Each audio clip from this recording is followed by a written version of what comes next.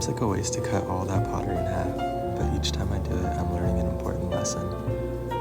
about not being so attached to my work, having consistent walls, learning the craftsmanship, and better understanding the clay.